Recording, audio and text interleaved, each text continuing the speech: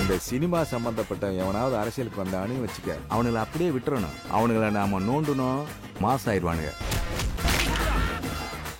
இனி summer holidays கண்ணு கால் GT ஹாலிடேஸ்க்கு பண்ணு. GT holidays, south India's #1 travel brand. நான்கு கட்ட தேர்தலை பொறுத்த வரைக்கும் யாருக்கு அட்வான்டேஜா இருந்திருக்கு, யார் இந்த நான்கு கட்ட தேர்தலில் முந்தி வந்திருக்காங்க? இந்த தேர்தல் ஆரம்பிக்கிற வரைக்கும் இருந்த சூழலுக்கும் இந்த நான்கு கட்ட தேர்தல் நடந்து முடிஞ்சிட்ட பிற்பாடு இருக்கிற சூழலுக்கும் மிகப்பெரிய வித்தியாசம் இருக்கு. 2019 கூட மோடி இப்படி பேசல, இந்த தேர்தலில் பேசியிருக்காரு அப்படின்னா இந்த பேச வேண்டிய கட்டாயத்துக்கு மோடியும் போயிருக்காரு சார். இது மோடியா பேசியிருப்பாரா? அவருடைய பேச்சுகளை யார் தயார் செய்து கொண்டிருக்கிறார்? RSS வழிகாட்டு முறை இல்லாமல் அவர் பேசிவிடுவாரா என்பதெல்லாம் எனக்கு ரொம்ப ஆச்சரியமா இருக்கு. பிஜேபி மீது உள்ள அதிருப்தி வட இந்தியாவிலும் துல்லியமாக வெளிப்படைத்தன்மையோட தெரிய ஆரம்பிச்சிருச்சு. முன்னாடி அந்த மாதிரி இல்ல. 2019 தேர்தலில் அந்த மாதிரி இல்ல. ராமர் கோயிலாம் கட்டிட்டாங்களே சார். ராமர் கோயில் கட்டினது ஒன்றும் பெரிய ஒரு சந்தோஷத்தையோ அதுக்காக ஒரு வாக்கு வங்கியை கொடுக்குற மாதிரியெல்லாம் இல்லை. மோடி அலை வீசுகிறது, மோடி முகத்தை காட்டி தானே பிரச்சாரம் பண்ணுவோம். அப்போ அதுக்கு மவுசு இல்லாமல் போயிடுச்சு. அப்போ மோடி அலை வீசல, மோடி மேல மக்களுக்கு ஒரு சலிப்புத்தன்மை வந்துருச்சு. அப்புறம் எதுக்கு அப்புறமேல அவரை வச்சுக்கிட்டு இருக்கணும்? ஒரு மாற்று அலை தேடுவோம். பிரதமரை மாத்துவாங்கங்கிறீங்களா? நிச்சயமாக. டெல்லியை பொறுத்த வரைக்கும் காங்கிரஸை விட அரவிந்த் கெஜ்ரிவாலை பாஜக ரொம்ப த்ரெட்டா பாக்குறாங்களா என்ன? இப்போ பெரிய த்ரெட்டா பாக்குறாங்க. நிறைய குடைச்சல் கொடுத்தாங்க. எனக்கு தெரிஞ்சு யோகி ஆதித்யநாத்தை RSS அடுத்த இதுக்கு தயார் பண்றாங்க. அடுத்த பிரதமராகவா? ஆமா, அடுத்த பிரதமருக்கு தயார் பண்றாங்க. ஏன்னு கேட்டீங்கன்னா, மோடி தான் பாஜக, பாஜக தான் மோடி அப்படின்னு தான் எல்லாரும் சொல்றாங்க. அவரை பற்றி எல்லா உண்மைகளும் கட்டமைக்கப்பட்டவர்கள், எதுவுமே உண்மை கிடையாது. அவருக்கு ஒரு பலமான ஒரு தோற்றத்தை கொடுத்தார்களே தவிர உண்மையில் அவர் உள்ளீடு இல்லாதவர். தமிழின் மிக முக்கியமான செய்திகளையும் அரசியல் நிகழ்வுகளையும் உடனுக்குடன் தெரிந்து கொள்ள ஆதன் செயலியை டவுன்லோட் செய்யுங்கள். டவுன்லோட் செய்வதற்கான லிங்க் டிஸ்கிரிப்ஷனில் உள்ளது. ஆதன் தமிழ் நேயர்களுக்கு அன்பு வணக்கம். இன்று நம்மோடு மூத்த பத்திரிகையாளரும் அறம் இணையதளின் ஆசிரியருமாகிய திருமிகு சாவித்திரி கண்ணன் அவர்கள். வணக்கம் சார். வணக்கம். சொல்லுங்க. நலமா இருக்கீங்களா சார்? நல்லா இருக்கேன் சார். குறிப்பாக தேர்தல் ஜலம் சார். கிட்டத்தட்ட ஒரு 4 கட்டமாக இந்தியாவில் தேர்தல் நடந்து முடிந்துள்ளது. கிட்டத்தட்ட ஒரு 350 தொகுதிகளுக்கும் மேலான இடங்கள்ல தேர்தல் நடந்து முடிஞ்சிருக்கு. இந்த 4 கட்ட தேர்தலை பொறுத்த வரைக்கும் யாருக்கு அட்வான்டேஜா இருந்திருக்கு, யார் இந்த 4 கட்ட தேர்தலில் முந்தி வந்திருக்காங்க, உங்களுடைய பார்வை என்னவா இருக்கு சார்? சார், இப்போ இந்த தேர்தல் ஆரம்பிக்கிற வரைக்கும் இருந்த சூழலுக்கும் இந்த 4 கட்ட தேர்தல் நடந்து முடிஞ்சிட்ட பிற்பாடு இருக்கிற சூழலுக்கும் மிகப்பெரிய வித்தியாசம் இருக்கு. தேர்தல் தொடங்கிய காலகட்டத்தில் ஃபர்ஸ்ட் பாஸ் நடந்தப்ப இந்திய அளவில் பிஜேபி ஒரு வலிமையான கட்சியாக அடுத்த ஆட்சிக்கு வரக்கூடிய கட்சியாக இருக்கும். அதில் மாற்று கருத்தே இல்லை. ஆப்கி ஃபார் 400 அவங்க 400 மிகைப்படுத்தி சொல்லியிருந்தாலும் கூட பிஜேபி தான் வர்றதுக்கு வாய்ப்பு இருக்கு, காங்கிரஸ்லாம் நினைச்சே பார்க்க முடியாது அப்படின்ற ஒரு தாட்ஸ் இருந்தது. ஒரு கட்டமைப்பை உருவாக்குனாங்க. ஆமா, நீங்க ஃபர்ஸ்ட் பாஸ்ல தமிழ்நாட்டை பொறுத்தளவுல பிஜேபிக்கு எதுவும் வாய்ஸ் கிடையாது. ஆனால் ஃபர்ஸ்ட் பாஸ்ல பெரிய பிஜேபி எதிர்ப்பு இல்லை. அடுத்த கட்டம் போகும்போது என்ன ஆகுதுன்னு கேட்டீங்கன்னா, பிரதமர் மோடியோட நிதானம் தவறிய வேகமான பேச்சுக்கள், குறிப்பாக இஸ்லாமியர்களை அவர் விமர்சித்து பேசியது, காங்கிரஸை அவராக கற்பனை பண்ணி ஒரு உள்நோக்கத்தோட பேசுனது, இதை பாயிண்ட் அவுட் பண்ணாம இப்படிலாம் பண்ணிடுவாங்க அப்படிலாம் பண்ணிடுவாங்கன்னு இவராக கற்பனை பண்ணி வைத்த குற்றச்சாட்டுகள் இருக்குல்ல, ஆமா, அது சிறுபிள்ளைத்தனமாகும். அதாவது ரெண்டு எரும மாடு வச்சிருந்தா ஒரு எரும மாடை தூக்கி முஸ்லீம்கிட்ட கொடுத்துருவாங்க, உங்க தாலியை படிச்சிருவாங்க. 2 வீடு வச்சிருந்தா ஒரு வீட்டை தூக்கி முஸ்லீம்களுக்கு கொடுத்துருவாங்க, என்ன சார் இதெல்லாம், இடஒதுக்கீடை கொடுத்துருவாங்க அப்படின்லாம் பேசினாரு.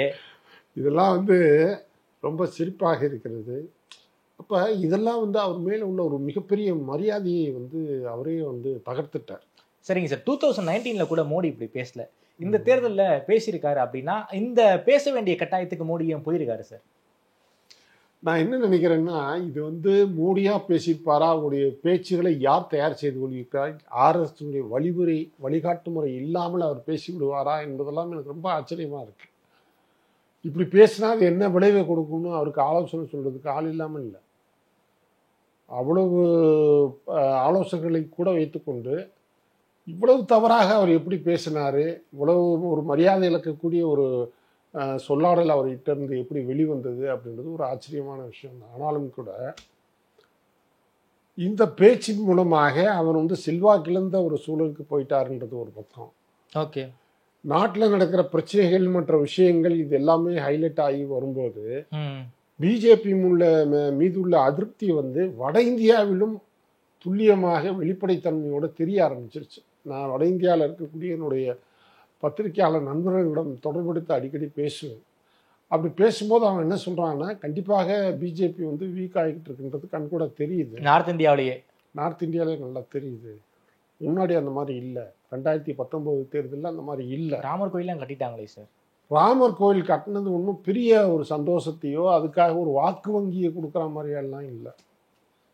மக்கள் வந்து நீங்கள் வந்து பக்தியை கடந்து வாழ்வியல் தேவைகளை பற்றி பேச ஆரம்பிச்சிட்டாங்க. அக்னிவீர் திட்டத்தை பற்றி பேசுகிறாங்க, விலைவாசி உயர்வு பற்றி பேசுகிறாங்க, வேலையில்லா திண்டாட்டத்தை பற்றி பேசுகிறாங்க. ஏன்னா ஒரு பொருளாதார சிக்கல் நெருக்கடிகள் இப்படி நமக்கு வந்து அதிகரிச்சுக்கிட்டு இருக்கு. அரசியல்வாதிகள் யாருமே நம்பகத்தன்மையற்றவர்களாக இருக்கிறாங்க. இந்த கவர்மெண்ட்டு இப்போ இருக்கிற கவர்மெண்ட்டு மோடி வந்து அதானி அம்பானி அந்த மாதிரியான கார்ப்பரேட்டுகளை வளர்க்குறதுல தான் வந்து கண்ணும் கருத்தமாக இருக்கிறாரு. விவசாயிகள் ரொம்ப பாதிக்கப்பட்டிருக்காங்க. தொழிலாளர் சட்டங்களை வந்து இம்ப்ளிமெண்ட் பண்ணிக்கிட்டே இருக்கிறாங்க. சாதாரண மனிதனுடைய வாழ்க்கை, சராசரி மனிதனுடைய குடும்பம் வந்து நெருக்கடிக்கு தள்ளப்படுகிறது. இந்த புரிதல் வந்து இப்போ மக்களுக்கு பரவலாக வந்துருச்சு. இப்போ இவங்க வந்து நம்மளை ஒரு பக்தி மயக்கத்துக்கு தள்ளி மதவெறி ஈடுபாட்டுக்குள்ளே நம்மளை கொண்டு போய் விட்டு இவங்க வந்து ஒரு சுகபோக வாழ்க்கை வாழ்கிறாங்க அப்படின்ற ஒரு புரிதல் வர ஆரம்பிச்சிருச்சுன்னு நினைக்கிறேன். இப்போ அதனால என்ன நினைக்கிறாங்க, அவங்க ஒரு மாற்றம் தேடுறாங்க. அப்படி மாற்றம் தேடும்போது அது வந்து இந்தியா கூட்டணியை வந்து இன்னைக்கு தவிர்க்க முடியாமல் அவங்க தான் இருக்கிறாங்க, வேற யாரும் கிடையாது. யார் பிரதமருங்கிற கேள்வி வருது இந்தியா கூட்டணியின் சார்பாக. அதுதான் நான் மோடியும் கேட்குறேன். அதான் இப்போ நீங்கள் வந்து அதுக்கு இப்போ வந்து முடிவு சொல்ல முடியாது.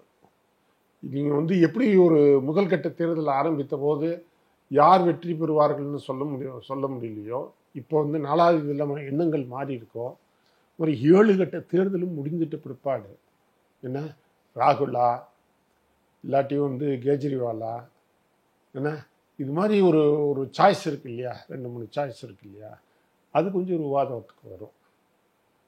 என்னை பொறுத்தளவில் ராகுல் காந்தியே தயாராக இல்லைன்ற மாதிரி தான் நான் ஃபீல் பண்ணுறேன். ஓகே.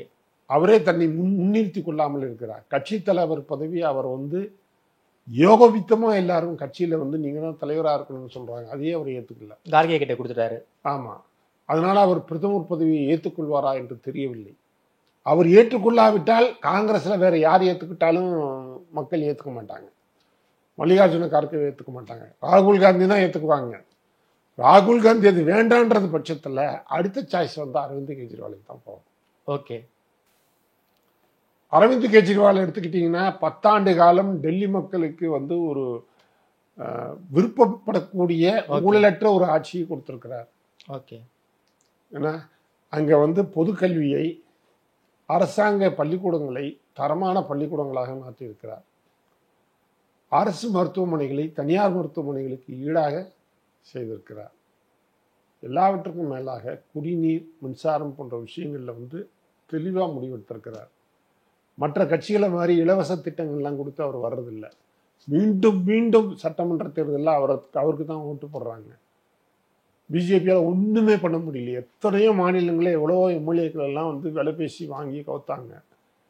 பாருங்க, அரவிந்த் கெஜ்ரிவாலை உள்ளே போட்டிருக்காங்க, மணிஷ் சிசோடியா உள்ளே போட்டிருக்காங்க, சஞ்சய் சிங் உள்ளே போட்டிருக்கிறாங்க, இன்னொருத்தரையும் உள்ளே போட்டிருக்காங்க, 4 முக்கிய தலைவர்களை உள்ளே போட்டிருக்காங்க. ஆனால் ஆம் ஆத்மி தொண்டர்களும் அந்த கட்சியின் கட்டுக்கோப்பாக தேர்தல் வேலையை பண்ணிக்கிட்டே இருந்தாங்க. டெல்லியை பொறுத்த வரைக்கும் காங்கிரஸை விட அரவிந்த் கெஜ்ரிவாலை வந்து பாஜக ரொம்ப த்ரெட்டாக பார்க்குறாங்களா என்ன? நிச்சயமாக ரொம்ப பெரிய த்ரெட்டாக பார்க்குறாங்க. நிறைய குடைச்சல் கொடுத்தாங்க. கவர்னரை வச்சு துணைநிலை ஆளுநரை வச்சு ஏகப்பட்ட குடைச்சல். அப்புறம் குறைந்தபட்சம் டெல்லிக்கு இருக்கக்கூடிய அதிகாரங்களையெல்லாம் கூட பறிச்சு புது புது சட்டங்களை கொண்டு வந்து பறிச்சாங்க. டிரான்ஸ்ஃபர் கூட போட முடியாத நிலைமைக்கு டெல்லி கவர்மெண்ட் ஆளாக்குறாங்க. அந்த மாதிரி பறிச்சாங்க. ஏற்கனவே அவங்களுக்கு போலீஸை கையாள உரிமை கிடையாது. உள்துறை அமைச்சர் கையில் தான் போலீஸ் இருப்பாங்க. ஆமாம். அதான் நிலத்தின் மீதான உரிமையும் கிடையாது. ஆன போதிலும் கூட அங்கே மக்கள் விருப்பப்படக்கூடிய ஒரு ஆட்சியை தொடர்ந்து கொடுத்து கொண்டிருக்கிறார். ஓகே. மிகப்பெரிய மக்கள். ஏன் சார் கெஜ்ரிவாலை த்ரெட்டா பார்க்கணும்? ஒரு ஒரு சின்ன ஸ்டேட்ல தான் ஆட்சியில் இருக்காங்க, அதுக்கப்புறம் பஞ்சாப்ல ஆட்சியில் இருக்காங்க. ஸோ குறுகிய ஒரு மாநில கட்சி எதுக்கு வந்து பாஜக த்ரெட்டா பார்க்கணும்னு நினைக்கிறேன். நான் என்ன நினைக்கிறேன்னா, நீங்கள் சரியான கேள்வியை தான் கேட்டீங்க. காங்கிரஸ் பல வருடங்களாக டெல்லியை ஆட்சி பண்ணிட்டாங்க. அந்த காங்கிரஸ் மேலே நம்பிக்கை இழந்து தான் மக்கள் வந்து ஒரு மாற்றை தேடினாங்க. பிஜேபி மேலே அவங்களுக்கு நம்பிக்கை வரல.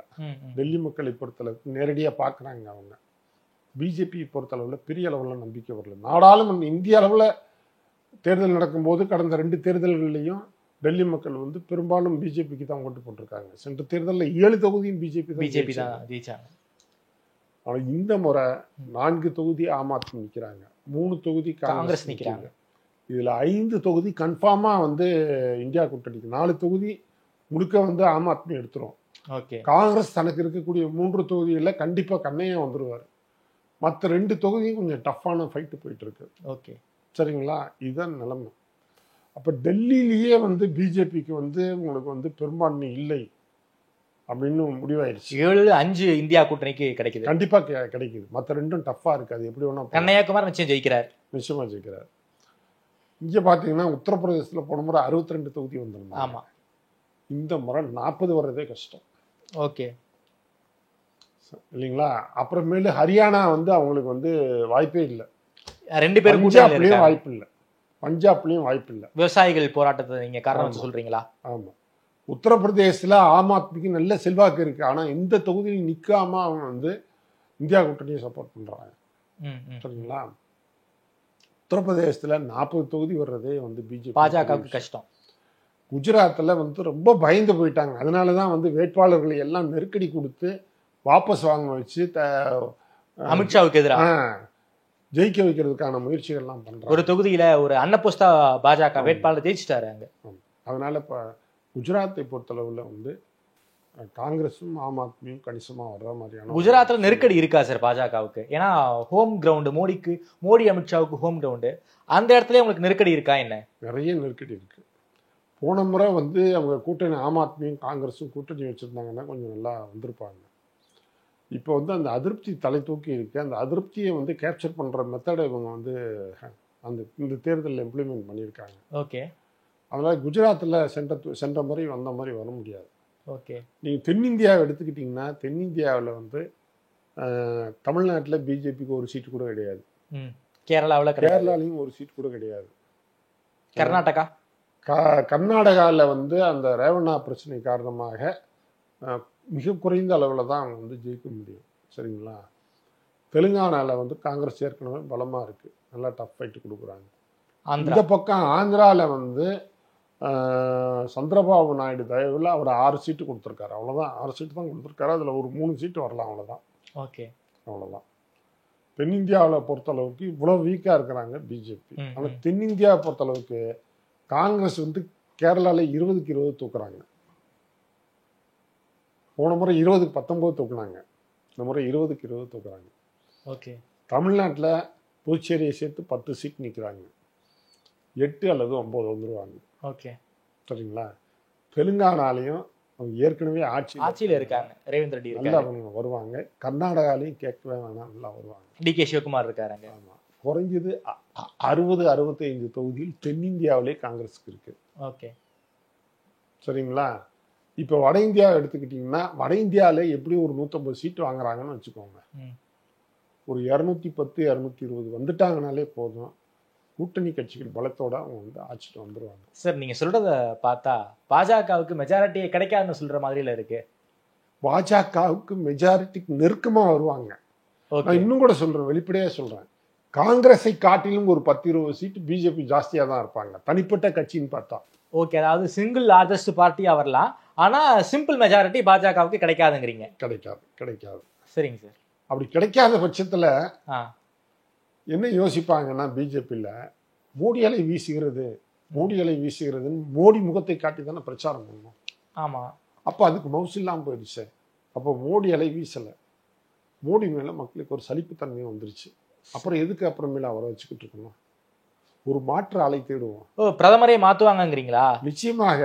அவர் மீது உள்ள ஈர்ப்பு வந்து சரிந்து விட்டது. நேற்றைய டைம்ஸ் ஆஃப் இந்தியாவுக்கு அமித்ஷா ஒரு பேட்டி கொடுத்திருக்காரு.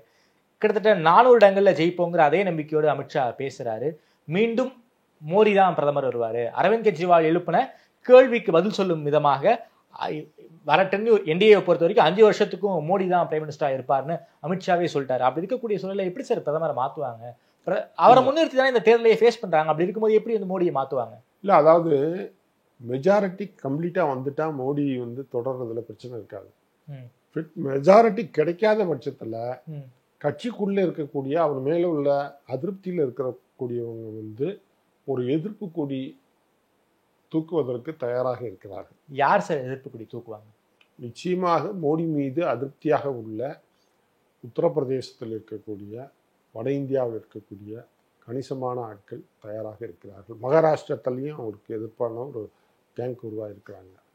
எனக்கு தெரிஞ்சு யோகி ஆதித்யநாத்தை வந்து ஆர்எஸ்எஸ் வந்து அடுத்த இதுக்கு வந்து தயார் பண்றாங்க.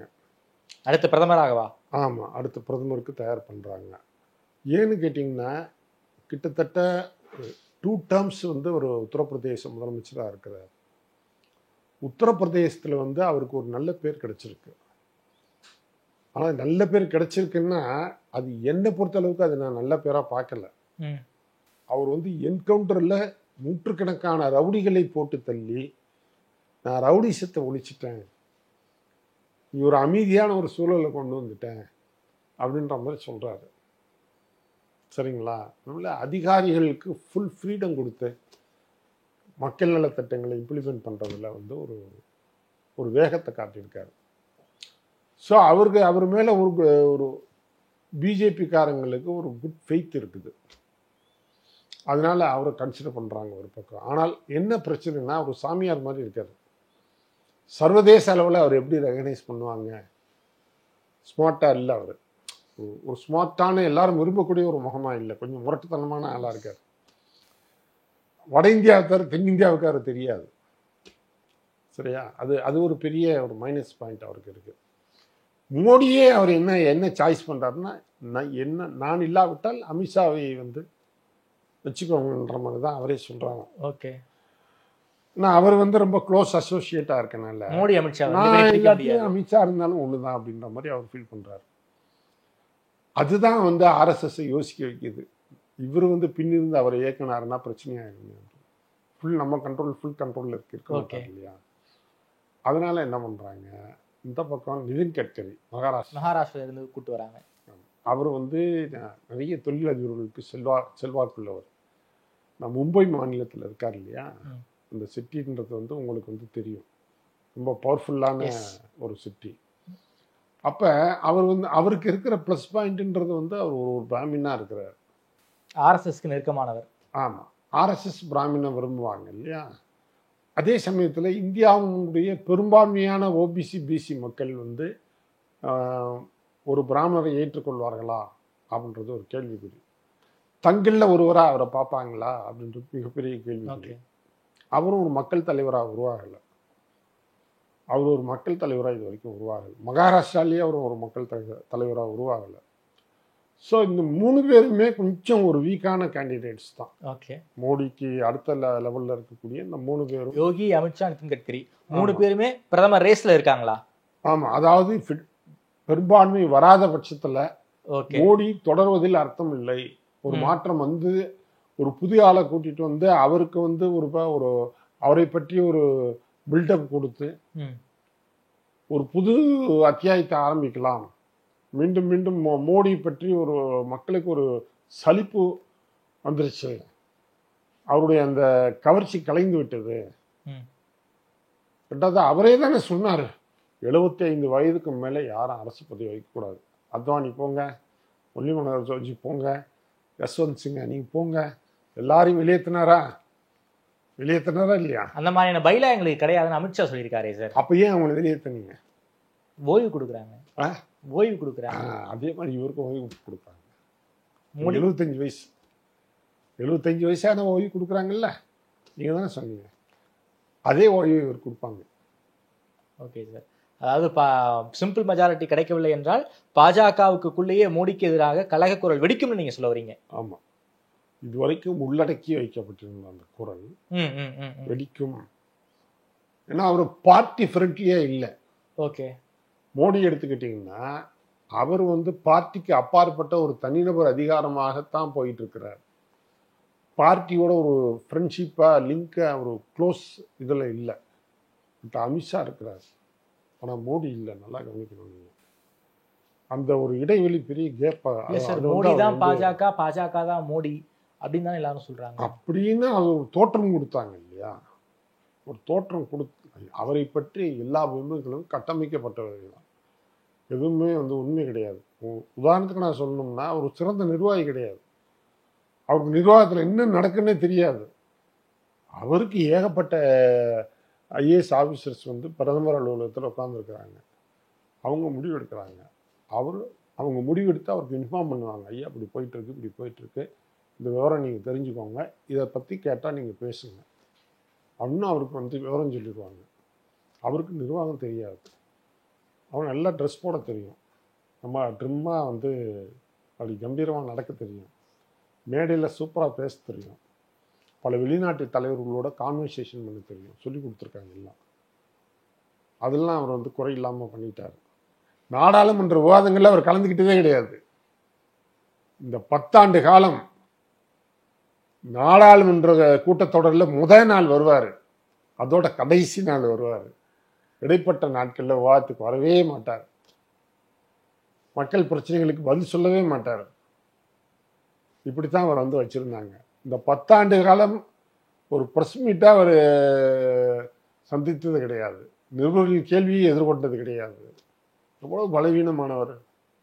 அவருக்கு ஒரு பலமான ஒரு தோற்றத்தை கொடுத்தார்களே தவிர உண்மையில் அவர் உள்ளீடு இல்லாதவர். ஓகே, சரிங்களா? யாராவது ஒரு முகம் வேணும். அந்த முகத்துக்கு இப்போ இங்கே கூட ரஜினிகாந்தை வந்து ப்ரொமோட் பண்ணாங்க. ஐயோ வாயா நாங்கள் பார்த்துக்குறோங்க, விவரமான ஆட்கள் நான் நிறைய பேர் இருக்கிறாங்க, எல்லா புகழும் உன்னையும் வச்சுக்கிட்டு நாங்கள் வந்து இங்கே நடக்கிற சாதனைகள்லாம் உன்னையும் சொல்லிக்கிறோம், அனுபவமான ஆட்கள்லாம் நாங்கள் ரொம்ப பேர் இருக்கிறோம், நாங்கள் பார்த்துக்குறோம்னு அவர் மாட்டேன்ட்டார். சரிங்களா? அதனால் அவங்களுக்கு வந்து ரொம்ப விவரமான ஆட்களையும் ஆர்எஸ்எஸ் வச்சுக்காது. அத்வானி ரொம்ப விவரமானவர், அதனால தான் அவர் ஓரம் கட்டிட்டாங்க. பாரத ரத்னாலாம் கொடுத்துருக்காங்களே சார். அவ்வளோதான், அதெல்லாம் கொடுப்பாங்க. ஆனால் பிரதமர் பதவி கொடுக்கல. இல்லை, ஜஸ்வந்த் சிங்காலாம் எவ்வளோ பெரிய ஆளுங்க, பெரிய இன்டலெக்சுவலுங்க, அவரெல்லாம் தூக்கி எறிஞ்சிட்டாங்க. சுப்பிரமணிய சாமி ஏன் சார் பயன்படுத்திக்க முடியல? யோசித்து பாருங்க சார். ரொம்ப ஆக்டிவான ஆள், இன்னும் கொஞ்சம் அதிக பிரச்சனை தரணும். அவரை ஹேண்டில் பண்ண தெரியல. மோடிக்கு தெரிஞ்சதா? ஹேண்டில் பண்ண தெரிஞ்சதா? கடைசி வரைக்கும் வந்து முதல்ல வந்து சுப்பிரமணிய சாமி அவர் தான் முன்மொழிஞ்சார். இவரை மோடியை வந்து முன்மொழிஞ்சதே சுப்பிரமணிய சாமி தான். அவரை நான் ஒரு அந்தணராக பார்க்கிறேன்லாம் டைலாக் விட்டார். சரிங்களா? ஏன்னா அவர் அப்படின்னா தான் அவரால் நேசிக்க முடியும். அப்படின்னா அவர் இப்ப மிக கடுமையா இருக்கிறாரே சார். மோடிக்கு எக்கனாமிக்ஸே தெரியாதுங்கிறாரு. உண்மைதானே? சுப்பிரமணிய சாமி மோடி உட்கார வைங்க, ஒரு 5 நிமிஷம் சுப்பிரமணிய சாமி கேட்குற கேள்விக்கு வேறு ஏதாவது பதில் சொல்ல தெரியுமான்னு கேளுங்க, அம்பலப்பட்டு போயிடுவார். நான் என்ன சொல்கிறேன்னா, மோடிக்கு இன்ஃபீரியாரிட்டி காம்ப்ளெக்ஸ் வந்துடக்கூடாது அப்படின்றதுனால தான் சுப்பிரமணிய சாமி, யஸ்வந்த் சிங், அத்வானி எல்லாரையும் வந்து ஓரங்கட்டினாங்க. முரளி மனோகர் ஜோஷிலாம் பெரிய ஆள், பெரிய ப்ரொஃபஸர், இன்டலெக்சுவல். அருண் ஷோரி எல்லாம் தூக்கி எறிஞ்சிட்டாங்களே சார். எல்லாமே அருண் ஷோரி கடுமையான மோடி எதிர்ப்பாளராக இருக்கார்ல. வாஜ்பாய் காலத்தில் நிறைய திறமைசாலிகளை பயன்படுத்தினாரா இல்லையா? நீ மோடி அமைச்சரவையில் யார் திறமைசாலின்னு சொல்லுங்க பார்ப்போம். ஒருத்தரும் கிடையாது. சரிங்களா? அமித்ஷா எடுத்துக்கிட்டிங்கன்னா அமித்ஷா மேலே நிறைய கிரிமினல் ரெக்கார்ட்ஸ் இருக்கு. அவர் நிர்வாக திறமையானவன்னு சொல்ல முடியாது. அதனால் கத்துக்குட்டிகளை வைத்து கொண்டு தான் இப்போ வந்து ஒரு ஆட்சியை வந்து மோடி கொடுத்தாரு. நிர்மலா சீதாராமன் அப்படி சொல்ல மாட்டீங்களா சார்? சார் நிர்மலா சீதாராமன், ஜெய்சங்கர் இருக்காரு, அஸ்வினி வைஷ்ணவ் இருக்காங்க, ரயில்வே அமைச்சர், இவங்க யாரையுமே நீங்க வந்து திறமையானவர்கள் ஒத்துக்க மாட்டீங்களா சார்? அப்படி திறமையானவர்கள் ஒத்துக்கிறதா இருந்தா ஏன் சார் ரயில்வே வந்து ப்ரைவேட்டைசேஷன் பண்ணுறாங்க? ஏன் ரயில்வே நிர்வாகத்தை வந்து நீங்கள் வந்து பொதுத்துறை நிறுவனத்தை உங்களால் நடத்த முடியல, சரியாக நடத்த முடியல? கேள்வி இருக்கா இல்லையா? ஜெய்சங்கர் வந்து வெளியுறவுத்துறை அமைச்சராக பொறுப்பேற்றதுலேருந்து தான் வெளிநாடுகளில் வந்து இந்தியர்களை கொலை செய்வது வந்து இந்திய அரசினுடைய கொலைக்காரங்கள் வெளிநாடுகளில் நீண்டு போயிருக்கு. சர்வதேச அளவில் அவருக்கு மிகப்பெரிய கெட்ட பேர். சரிங்களா? அதனால் யாருமே வந்து ஒரு நம்பகத்தன்மையானவர்களோ மக்களால் நேசிக்கப்படக்கூடியவர்களோ ஒரு அமைச்சரும் கிடையாது. ஒரு மனுஷன் இருந்தார், செத்து போயிட்டார். மற்றபடி பார்த்தீங்கன்னா வேற சொல்லிக்கிற மாதிரி யாரும் கிடையாது. Okay sir. குறிப்பாக அரவிந்த் கெஜ்ரிவாலை பற்றி உங்ககிட்ட கேட்கணும்னு நினைக்கிறேன் சார். அரவிந்த் கெஜ்ரிவால் கிட்டத்தட்ட 50 நாட்களுக்கு மேலாக சிறையில் இருந்திருக்காரு. வெளியே வந்த பிறகு அந்த அளவுக்கு ஒரு அனுதாபம் கூடியிருக்கு. குறிப்பாக மோடிக்கு எதிராக மிக கூர்மையான கேள்விகளை முன்வைக்கிறாரு.